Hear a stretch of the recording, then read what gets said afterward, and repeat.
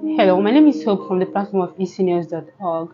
eSeniors is a non-profit organization that provides virtual companion for seniors from age 60 and above.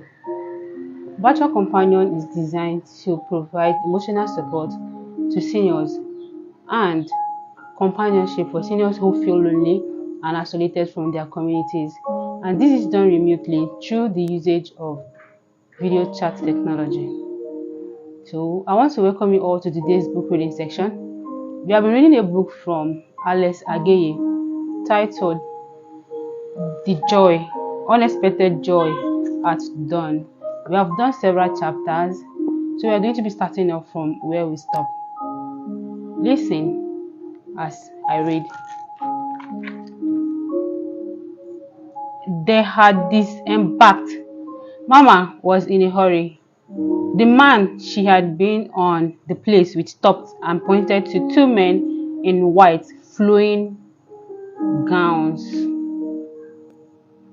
Instead of going to them, she walked towards a wire mast which fenced the cargo section at the airport.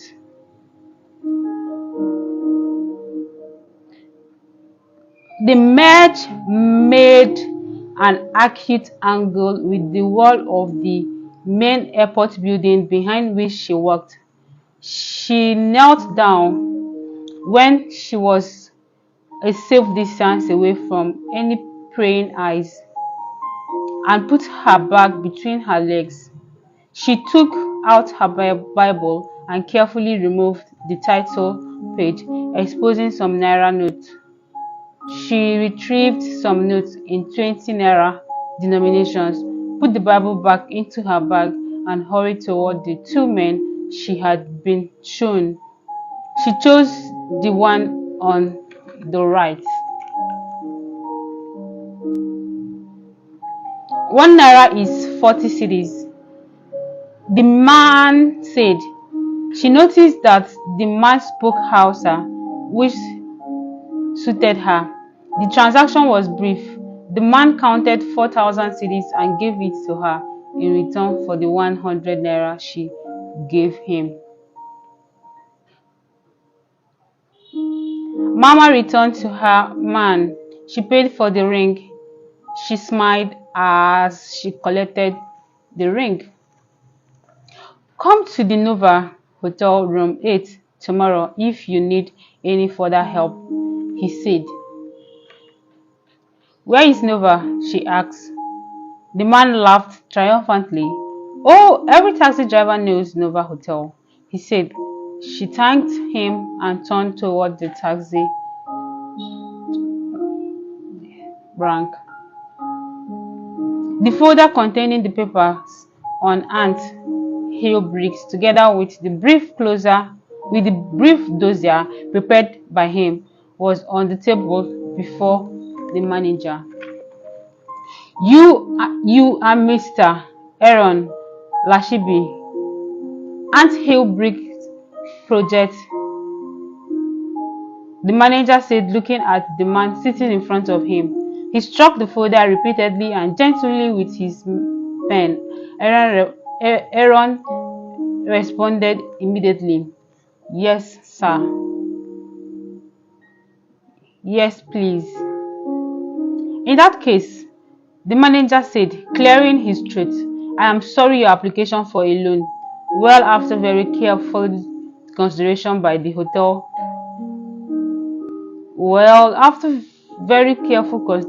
the head office, was not approved. Management did not find your project particularly suitable for a loan. He stopped speaking, but kept smiling at the customer as he pulled gently on the waistband of his trousers. He was smartly dressed in a white shirt and a blue pair of trousers and wore the bank necktie. He regarded the folder intently as if he was discovering it for the first time. He adjusted himself in the chair. Then he resumed his interview. I personally have admiration for your effort, and I think those who examine your application also share the same sentiment.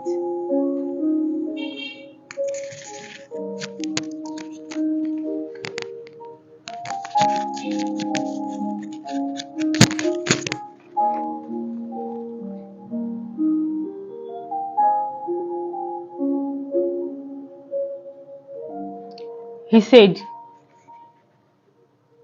everyone was following him. He cared little for the compliment of the manager, which meant nothing to all of them, which meant nothing at all to him. He was quite certain about one thing: his application had been rejected. So, what was all that rigmarole about admission and all the nonsense? "Thank you for taking an interest in our bank," said the manager as he went with Aaron to the door and closed it, ending the interview. Nee shook his head as he saw Aaron emerge the manager's office. Due to the economic slump, very few loan applications were able to meet the criteria set by the banks. The central bank had issued several directives in an attempt to curtail further slump in the economy and control inflation, which was already over 100%. Many of the leading economists in the country were suggesting devaluation of the cedis to the tune of 100%. Salary increases had been frozen, so had promotions in the government services. A committee set up by the government to look into the issue of employment had come out with a report which strongly supported a cut in the labor force at workplaces.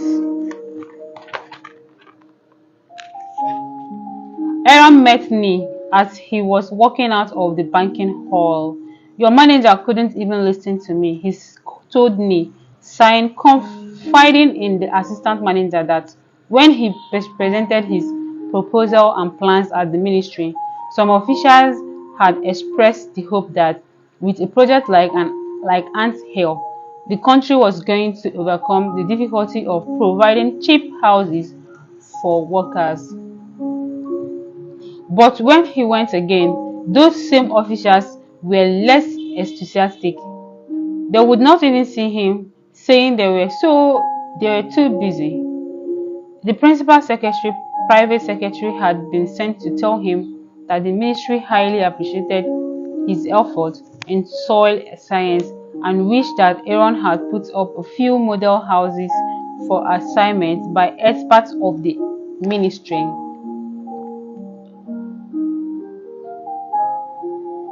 Aaron informed me that indeed Ant Hill had a demonstration unit which had managed to put up one building for such an inspection, but though the ministry had been informed about its existence, no official had come to do an inspection or evaluation of the structure. The last thing that Aaron had heard about the matter had been a ministerial statement, and even that was a mere radio announcement that the ministry had nothing to do with the Ant Hill project. "If I had some personal funds," said Nee, "I would have helped you, but now they recommended the project and it is rejected.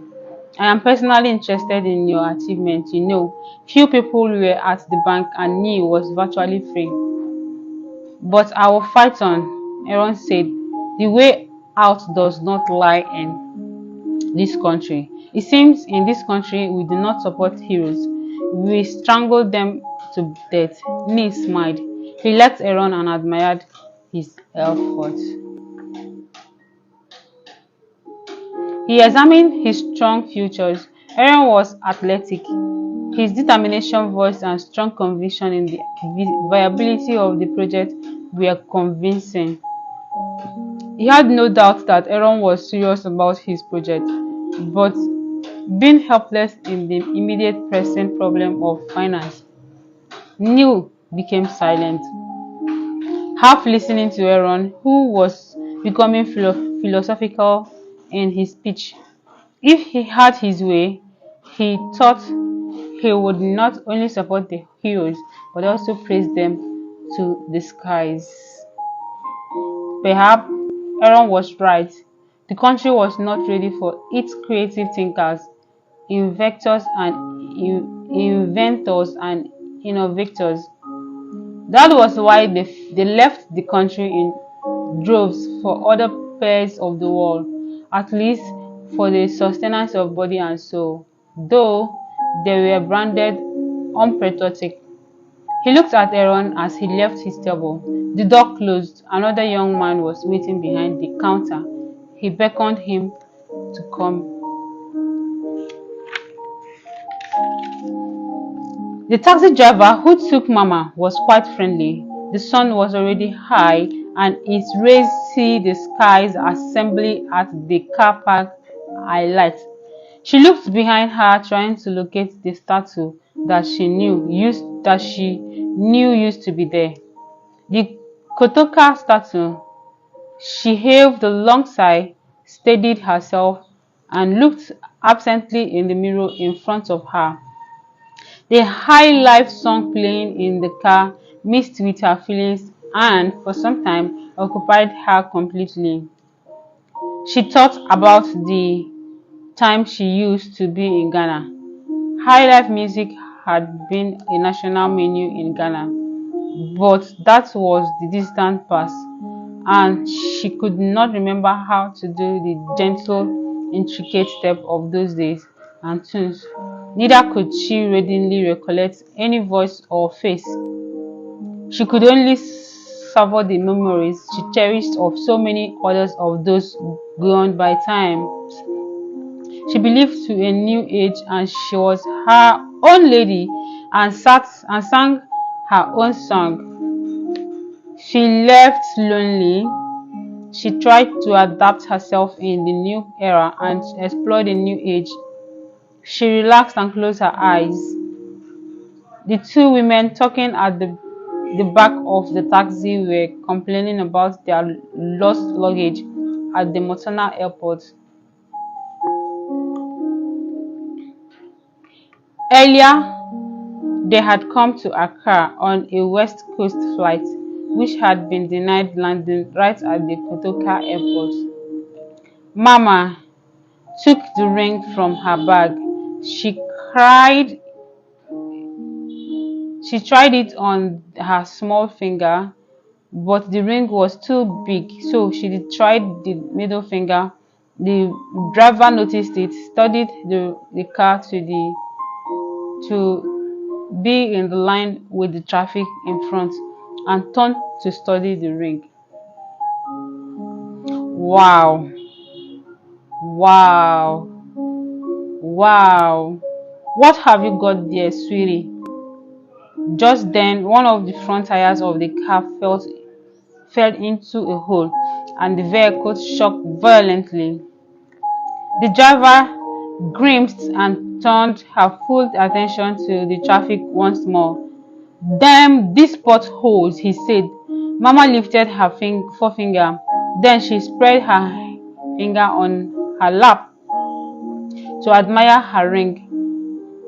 The vehicle was steady now, and the taxi driver looked sideways and captured the scene. "That should be handiwork of a very clever goldsmith," he said. "I think so too," Mama said. "Some goldsmiths are really clever, very, very clever, Mama." He hummed along the music playing while tapping the steering wheel softly. Mama smiled at the compliment. "Quite a fine ring. It is all right," she said, still smiling. "I got it by chance. It's interesting having this gem even before I set eyes on the gold mines here." "Indeed," he said, turning away from her. "You are from Lagos." "That's right," she said, "and you speak Twa so well." Her smile blossomed into laughter as she still fiddled with her ring.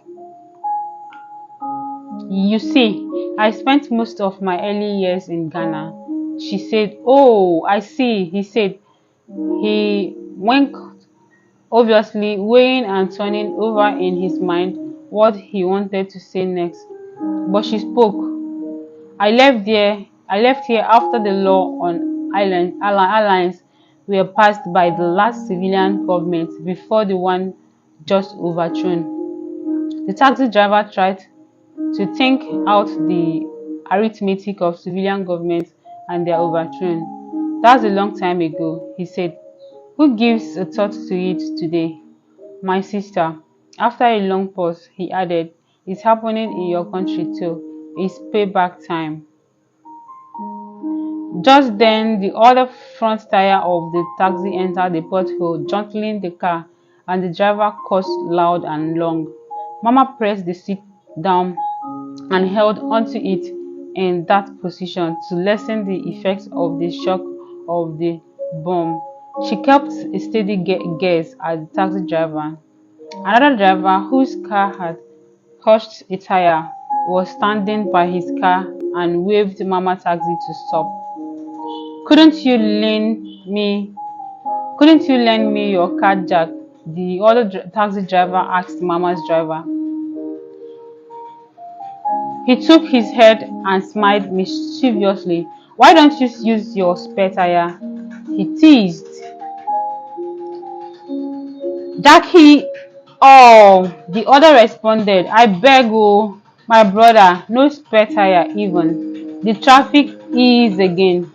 The taxi driver waved ecstatically as he edged his car forward, grinning. The short exchanges rekindled the camaraderie of their kind. Moments went by and a long silence ensued. She looked through the windscreen and the driver spoke, not only to renew the conversation, but also to wipe away any displeasure and discussion his friend which with his friend might have generated in his car, and that might come between him and his client. What was I saying when the other taxi driver with the other taxi driver? "Oh yes, your gold ring. That's what we were talking about, wasn't it? Let me have a look. Your goldsmith must be a very clever one," he said as he took the ring that Mama offered to him between her thumb and forefinger. "I love gold. It puts me in touch with my ancestors. I come from a long line of chiefs. I'm a royal. You know. Sorry, how silly of me. How would you know? My ancestors used gold for their symbol. So you will appreciate my attachment to gold." "The one who sold it to me said so too," said Mama. "Every African in a chief or of a royal." It was a quick diversion, but it quickly elicited a long laughter, engaging the other passengers who, Victorian hearts, remained unconcerned or passive. He kept his eyes on the traffic and the steering. The traffic has come to a virtual halt. The cassette recorder had stopped playing, so he removed the cassette and inserted another one. "Abesina!" he exclaimed at last, and returned the ring to her. "What's Abesina?" she said. "This is no real gold, you see, madam. I was a gold dealer too, so I know what's real gold. I was dealing in dagger, an illegal gold business," he said. "It was a dangerous game, sister. The very daredevil Sometime last year, the police arrested and severely tortured me, so I stopped. Now I drive my own car. I love it, you know. He paused. I love my job. No more torture like before. Despite our little encounters with the police once in a while. That gentleman told me it was pure gold.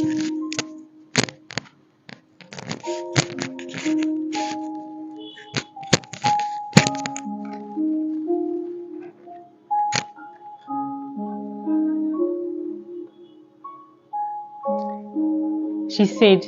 Her voice rose suddenly. He was with me on the plane, and he made me buy.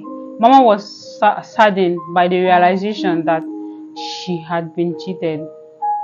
The burden rather shifted heavy on the driver, as it now seemed that it was he who brought about the exposure through his conversation and what he himself described his special knowledge about good. His face was contorted as a result of the feeling of responsibility, and he became apologetic. Do you have any police station here? She said. We have one near the airport, but why? Take me to the airport police station. I have got to make a complaint. Please, can you go faster? The driver hesitated. The other passengers were full of sympathy and were most accommodating. The acquaintance to the diversion. The traffic was flowing once more. To a taxi driver, time is money. It was an uncomfortable moment, but he obliged. He allowed the traffic in front to move ahead. Then he turned the car about and headed for the police station. Nobody spoke in the car again. The police station was not far away. It was just about a minute drive.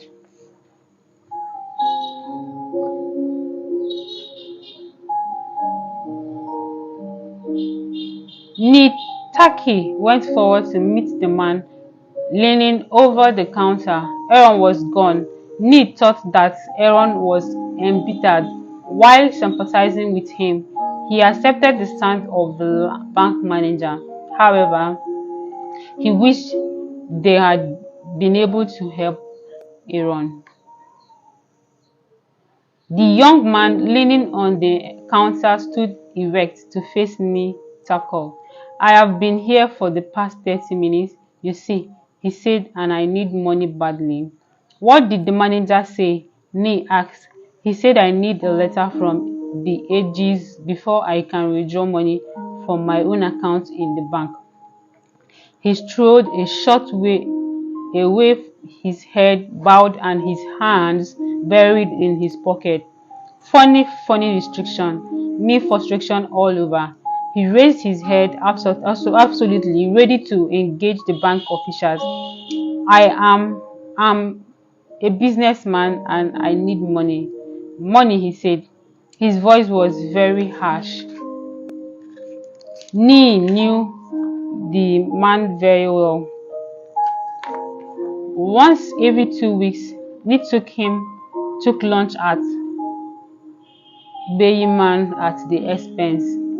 It was the kind of kindness he would want to reciprocate, but what a shame he was not going to be able to do so now.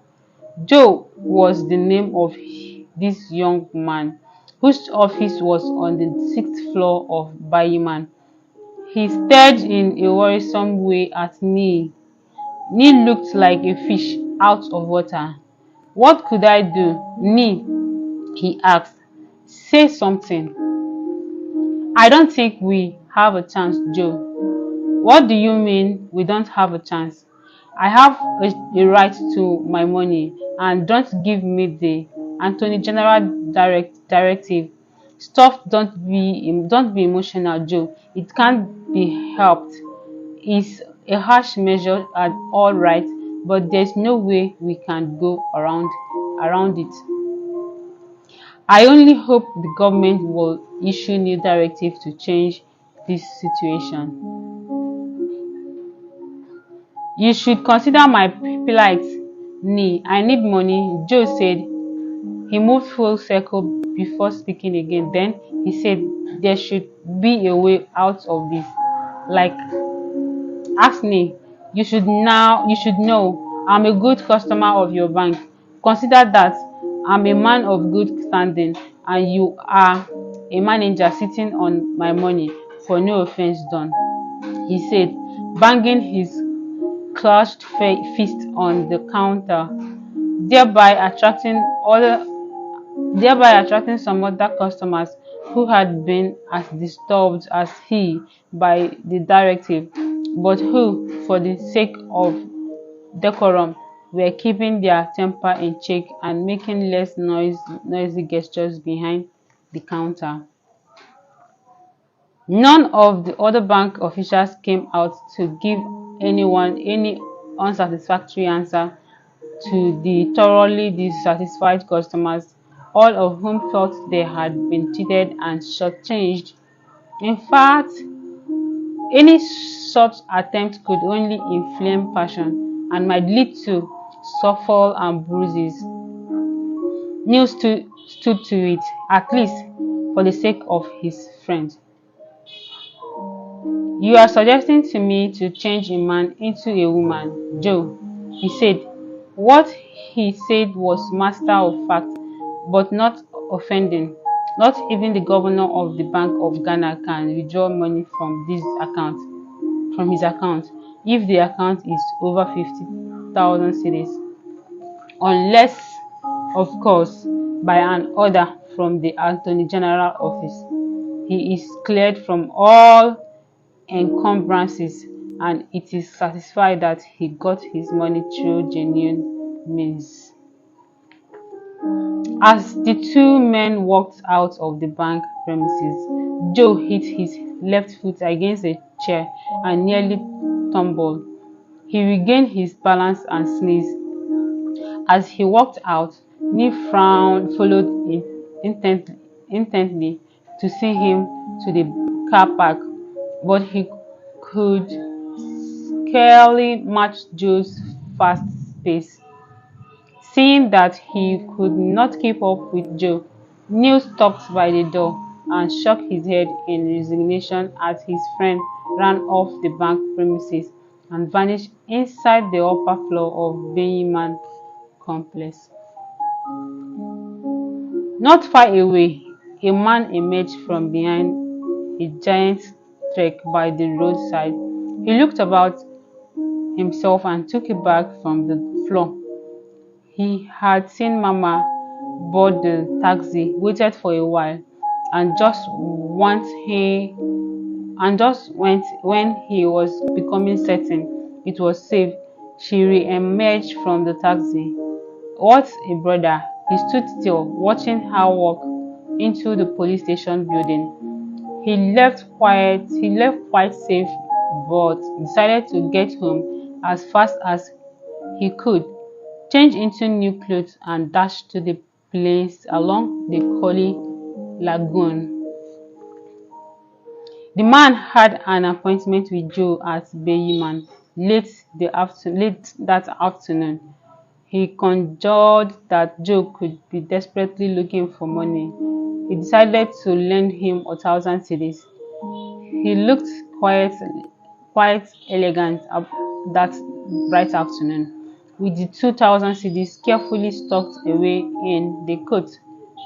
He felt good. He smiled at the coat as he removed the coat, folded it hurriedly, and put it into his bag and walked away. Since his childhood, he had enjoyed adventure.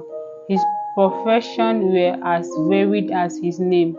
The fact was that he never practiced his trade in his community.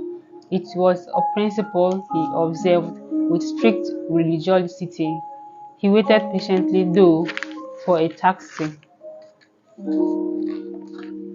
Mama hoped the police would act fast, Fraud, she managed to say as she cited with understandable anger.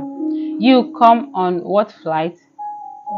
You came on what flight? The elderly sergeant behind the counter asked. Flight HT 954. Oh, he exclaimed. That's roughly 30 minutes ago. He paused. Will you be able to identify him if you meet him again? She hesitated. I think so. You see, we became quite familiar. We sat close on the flight to Ghana, and we got used to each other during the short time that we were on the flight together. The sergeant got up.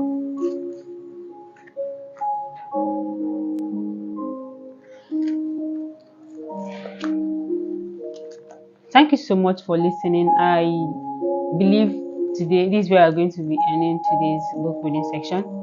To meet again in the next book reading section. Thank you so much and bye bye.